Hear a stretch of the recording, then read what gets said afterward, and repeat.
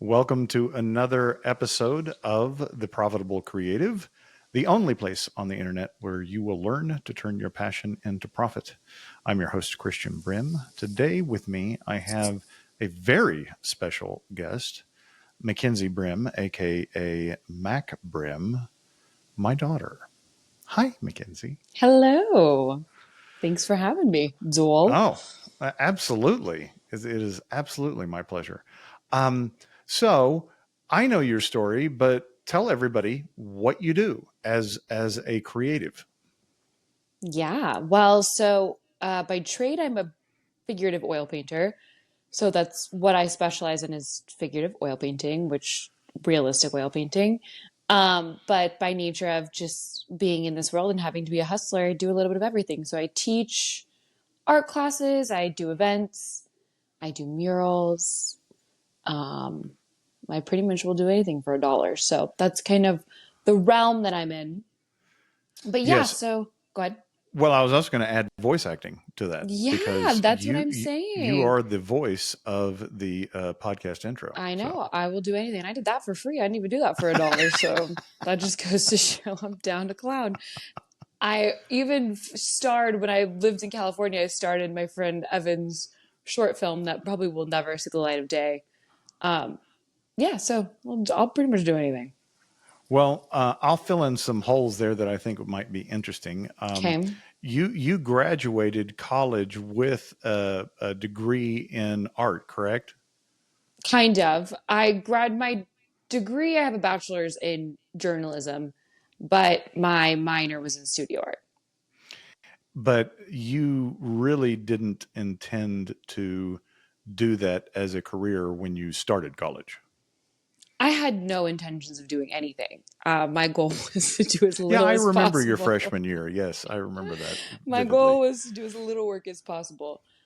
Um, yeah, I didn't really know what I wanted to do, to be honest, when I graduated. And ever since then, have just kind of been exploring a career path. And then I don't know that I've really settled on one. So, Yeah, I've mentioned this in several instances how I had no idea that was your intent until you were graduating and said, "Yeah, I'm going to move to Dallas and do art full time." And I was like, "What?" yeah, Was it a surprise to you that you made that decision? I don't know. I think I was just looking for something else. Like, I think I knew what I wanted to do, but I think I was just looking for anything else that could be fulfilling Hmm. and financially stable. And so that was kind of like, you know, I couldn't really find anything else that I was interested in. And so then when I graduated, I was working at, my friend had a gallery. It was like a very small little like gallery shop with like local artists. And I was working there and then it was like pretty boring most of the day. So I started just painting my own stuff. And then like that was when really first, I did it a little bit in college, but started like posting more of my work on social media. Um, and like trying to sell it. And that's kind of where Right. that started, was in that era. And then when I moved to Dallas, um, that's kind of when it really started picking up, like selling online, Hmm. and like using social media and all of that kind of stuff and selling my personal paintings, my personal Hmm. work. And then I was working, I also got a job teaching at a center down there, a school down there, teaching art and doing like community outreach stuff with the arts. And then also working at like a paint and sip. So like I was just kind of like taking any jobs I could get to supplement that other income. So you and I have had this conversation a lot, and Mm-hmm. we're going to have it again for the Mm-hmm. benefit of our listeners. Uh, Talk about the struggle between following your passion and doing creative work that is meaningful and fulfilling to you versus making. Yeah.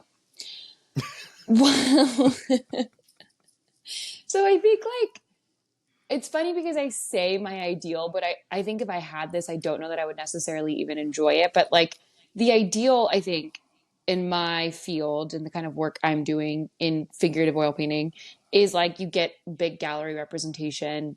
They're selling your work for lots of money. You have solo shows, you know, you go to exhibitions, they sell your work, yada, yada. So your day to day is just producing that work and then someone else is selling it for you.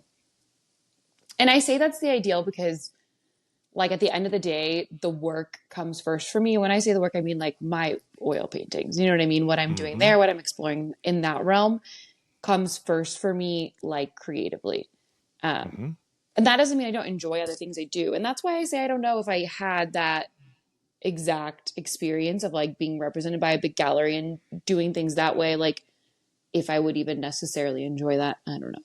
Who knows? Because I do enjoy like the social aspect of teaching and being around other people, and like helping inspire others. And I like the variety of like consulting on other creative projects and like that as well. So I think that that ideal is like, there's always room for that. There's always room for me to be making those paintings and selling those paintings. But like I said, that can even get kind of monotonous, especially in like how isolating it is, because it is a very like solo experience to be like producing paintings in a studio by yourself and then someone selling them, you know, it's a very isolating experience. So I think like the supplement to that of also like teaching and doing these other projects like murals or like community projects or, you know, those kinds of things that can also be very like lucrative. Um, I don't even know really what question I'm answering anymore. I'm just talking. I love it. And I do know Hmm. that it's isolating because you won't let anybody in your studio. Yeah, well, I don't Uh, like people's energy. I don't trust it. I've been told that many times. Yeah. I've been told that many times. Yeah. Um, so, so I had a guest on that was talking about Andy Warhol and how much of a commercialist he was, you Mm. know, as an artist. Like he was really big into prints Hmm. and those types of things. Hmm. Um, do you look at someone like Andy Warhol and say compare it to Georgia O'Keeffe, who I know that you love? Do you see any, I guess, problem with that arrangement with what he did or Georgia O'Keeffe did as far as staying true to the passion while still making money? Well, I think it just depends on what your passion and your intention is. I think someone like Georgia O'Keeffe, who like is making work that is deeply personal and resonant and intimate in a lot of ways, is completely different than someone like Andy Warhol, which I don't think either one of those could do the other's job, right? I don't think Right. Andy Warhol could make intimate, vulnerable paintings, and I don't think Georgia O'Keeffe could make mass produced commercial work. And it's mass produced now. I mean, you see Georgia O'Keeffe everywhere. You see that those paintings are like everywhere, but in her lifetime, it was completely different. So I say that to say, like, those two people are on very different trajectories as far as their work goes. There's a lot of commercial artists, and there's a lot of commercial artists who are happy making and have a specific skill set to make, like, you know, the cows you see at Hobby Lobby for sale. You know what I mean? And like, Right. that is a specific skill set. And that is like, you know, some people are very passionate about that and really enjoy that. There are people who are really passionate about, you know, making work that is sellable and that, you know, and not that all, I mean, I think obviously any work is sellable. I just think it depends on your market. But that's what I'm saying. It's those two things are because those people are playing to their strengths. Do you know what I mean? And like carving out something that works for them. But I don't think that necessarily works for everybody. Well, you made a comment very early on, and before you really got into it, that as I recall, you said, I don't really care about all of that business stuff. I just want to make what I want to make. Mm-hmm. And it sounds like what you're saying is that someone like Georgia O'Keeffe did what she wanted to do, what was Mm-hmm. personal to her, and Mm-hmm. and the commercial intent was secondary. Like if somebody Exactly. bought it, Yeah, great. exactly. Um, so do you think that those two things, I guess, being true to yourself and being passionate, doing what you're passionate about, and making money off of it are incompatible? Well, not at all. I mean, I think obviously I wouldn't be doing this if they were incompatible because I mean, I think that, okay. And I don't know what kind of guests you have on as far as like what kind of creative spaces they're in. Because to me, there's different, You're the first painter. well, yeah. Okay, but this is what I'm getting at. I think there's a little bit of a difference in creative making work that's like deeply personal and versus being an artist like a graphic designer. Do you know what I mean? And not to say that graphic designers can't also do that. Do you know what I'm saying? Like for me, the skill set of like going and painting a mural is a little different than like sitting and painting an oil painting. It's just like a different experience. So I think like, when you're offering something to the world that is like your personal creation that is intimate and important to you, you can't really be thinking while you're creating it about how you're going to sell it. Fair enough. Okay. So like if I'm sitting there painting oil painting, I can't in my head think to myself like, are people going to like this? Are people going to buy it? Because that's a whole different part of the brain. You know what I mean? So it's like right. You have to, when you're to have like true pure creation, you have to be in a little bit of a bubble without having to like have input from those other things. So that makes sense. I think I think one of the things I don't think this one of the things that I did talk about in my book, which I'm pretty sure you haven't read yet, have you? I've read parts of it. Okay. Skimmed. Yeah, skimmed. I know how you read. I do have it available on audio. If you would like an audio copy, Yeah. I'd be happy to give you one. Okay, great. Okay. That it's not so much about losing your creativity to make a profit as it is repurposing it. So I think that you can be creative with the zero commercial intent, right? But that's what I call a hobby, right? Like you're just creating something because you want to create it, whatever it is, and that could be a podcast, that could be it could be a work of art, it could be a live performance, whatever it is. Like it could be you could be a musician and play something or sing something. Anyway, you do something that is just creative from your passion, from your soul. And that doesn't have any business intent to it. So my what I'm challenging creatives to do is to say, well, it's not selling out to be commercial, right? It's just reframing your creativity to a commercial purpose as opposed to just doing it for you. What do you think of that? Okay, I have like a two-part response to that. I think you can do both. I think, in my opinion, to have true creativity and something that is truly born of like soul and purpose, you can't be thinking business sense when you're truly creating. Now, I do think that creative people can use that skill set and apply it in other ways. That doesn't mean like, Yes. I mean, obviously that's like a different thing to me. But I think and you get a lot of this like when you watch TV nowadays and like all these TV shows like we were talking about are so formulaic, and someone is like, so the TV nowadays, right? It's like, it's a lot of it is very formulaic. A lot of it is very like, I would just say it like lacks a little bit of soul to it. And that's like the whole thing with AI. And we can talk about that in a minute now too. It's like taking that creativity and using it in just a sense of like just replicating, but also like there are creative people involved in those projects. You know what I mean? Right. But that creativity doesn't have a soul to it. Do you know what I'm saying? And so I think when you look at something that's made, that is like genuinely like good and, kind of lightning striking, like what's your favorite movie? The Godfather.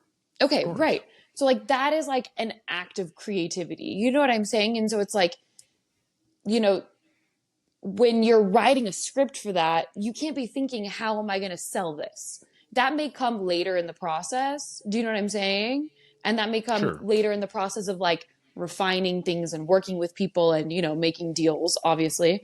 But when you're actually sitting down to write it, that other stuff is just going to block the expression coming through. Sure. And I'm totally fine with that Yeah. That tracks, and that uh, I think works with what I'm saying. I think it's this false paradigm that a lot of creatives have, that it's either or. Mm-hmm. Like, I can either be creative or I can make money. Mm-hmm. And I don't think that's a true paradigm. I think No. it's maybe more what you're saying. The real paradigm is that how how much of your creativity are you going to use for commercial Mm-hmm. intent, Mm-hmm. right? Exactly. But I think what you're saying about hobby, I disagree with, because I think you can create, I think the only way to me to have like true art in whatever form you're creating it is to create it without thinking about the business intent. Then afterwards, after you've created, then you can turn your business marketing part of your brain on and then figure out how to sell it. Does that make sense? Yeah. Well, I mean, I to use a modern example, I think that's exactly what happened with, say, Star Wars, and Yeah. then Disney buys it, and it became formulaic, and it Hmm. did not Exactly. stay true to the original Because then, artist's intent. exactly, then the creatives on the project are simply thinking from a numbers business standpoint, using their creative skills in a business intent and a commercial intent. Do you see what I'm saying? Yeah. While they're creating. Yeah. Yeah. Or not creating, or just Yeah. Or plugging it in. And that's where you get into like, when people say like AI can replace creative jobs, yeah, that AI can replace those creative jobs. Like AI could create 100 Andy Warhol paintings. Do you know what I mean? Like right. AI could take those things and repeat them because they are becoming formulaic. But if you're creating from a sense of like true inspiration and creativity, that's I would argue a hard skill, and like no one can really replicate that except for you. Well, I can't personally, but people like you can. But you I can. well, I remember back in grade school when I was in this special class. I'll let you decide what kind of special. Um, and there were these posters up on the board, or up on the wall, and they were different definitions of creativity, and they were actually like defined, like by some psychologists, that Mm-hmm. these are discrete, distinct ways people are creative, right? Mm-hmm. And I'm the way I am creative. And so I guess what I'm saying is that just to say you're creative is not real explanatory, Mm-hmm. because that's nuanced, right? Mm-hmm. The way I'm creative is I can see something and think about alternative ways to do it or use it, right? Mm-hmm. So I can see something in one industry and go, I wonder if they tried that in a completely different industry, if it would work. That's the way my brain works. Your creativity and others that I've met, where I call it inspirational. I don't know if that's the correct psychological term, but like, you can come up with something out of whole cloth. Like, you don't need necessarily some external stimulus to come up with an idea. And that to me is fascinating, because I don't have that skill. Um, Well, I would once again have to disagree with you because here's the you thing. disagree with me? Shocking. Okay. I think what they say about creative people is that there's like something in their, neuro. I'm gonna say I'm not a scientist, okay? I Whatever. know. That takes existing things and creates new connections between existing things. That's Right. what creative people do, and I would argue that's what all creative people do. I think like that's. I didn't invent painting. Do you know what I mean? Like I'm taking No. a practice that's been done for hundreds of years and just like, you know, attaching a couple new neurons to something that I am familiar with. Do you know what I'm saying? So it's like it's not, and that's exactly what you're doing. You're taking things that exist and you're creating something new from it. Like that's all. Like you know, how many you played the piano. It's Yeah, like, how many notes are there? There's only but so many notes. You're just that's making new arrangements of those notes that exist. I agree with that, but there's something about that inception of the inspiration Mm. that I feel like I'm lacking. Like that eureka kind of what I call true creation. Like you create something that wasn't there before. Mm-hmm. Um, Not just iterating on something that's already been done. Mm-hmm. That's what I feel like I do. But you know, I think of Cody Blake as an example of someone who is uber creative, and I've sat with him in these strategy sessions where he's come up with things, and I'm just looking at him like, where the hell did that come from? Like, Mm-hmm. how do you come up with Mm-hmm. that? That doesn't mean it's a good idea, but it's like I don't even know how that brain works. Like I don't get it. Well, that's interesting too, because like, you know, The Artist's Way and Julia Cameron, great book. I don't know if you've read it, but she talks about how like creation, whatever you believe in, it's like divine. You know what I mean? It's Mm-hmm. coming from something outside of us, some greater force outside of us. And she calls God, you can call whatever you want to call it. You know what I mean? But it's like something outside of us, some divinity. And that is what creation is sparked in. And I think in that sense, anyone can connect to that, you know? Mm. I don't think Okay. it's specific. I think some people have more of a tendency for whatever reason to be more open to it. But I think like with practice, I think anyone can connect to that. Well, that's your thought. My thought is that you're just more holy than everybody. You're more connected to the divine. Yeah, And right? No? Okay. totally. Right.